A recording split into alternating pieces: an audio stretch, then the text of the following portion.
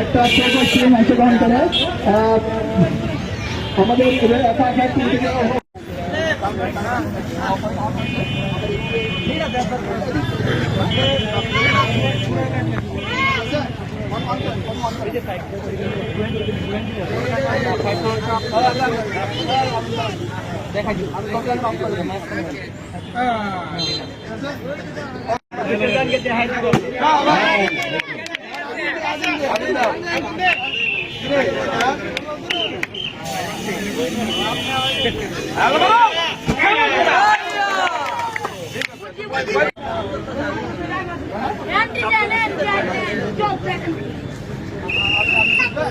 কারণ যদি আগুন লাগে এই অত্র অঞ্চলে যে এই যে কোটি কোটি টাকার ব্যবসা প্রতিষ্ঠান সমস্ত পুরো ছাই হয়ে যাবে।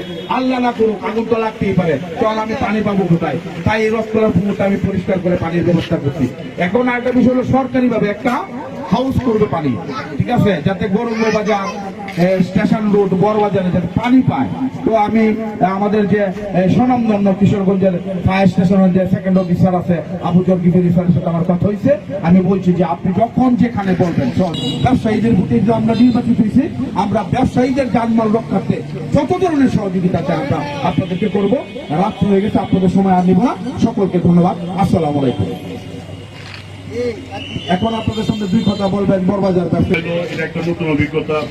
আরেকটা হলো যে আপনার যে আমাদের সেক্রেটারি সাহেব আগুনটা লাগার পরে যে হাত দিয়ে নিবাই দিল, এটা একটা অভিজ্ঞতা। আরেকটা বিষয় হলো ভাই, গত 2014 সনে আপনারা জানেন এই বাজারে যারা বড় বাজার সহ গরু বাজারে যারা ব্যবসা বাণিজ্য করেন, রাত্রে 3টার সময় কিন্তু আমাদের টেলিপটিতে আগুন লাগছিল। দেখা গেছে ফায়ার সার্ভিসের লোকজন কিন্তু যান প্রাণ দিয়ে চেষ্টা করে দোকানগুলো আপনার রক্ষা করার লাগে। আমরা অসহযোগিতার কারণে আমরা যারা ব্যবসায়ী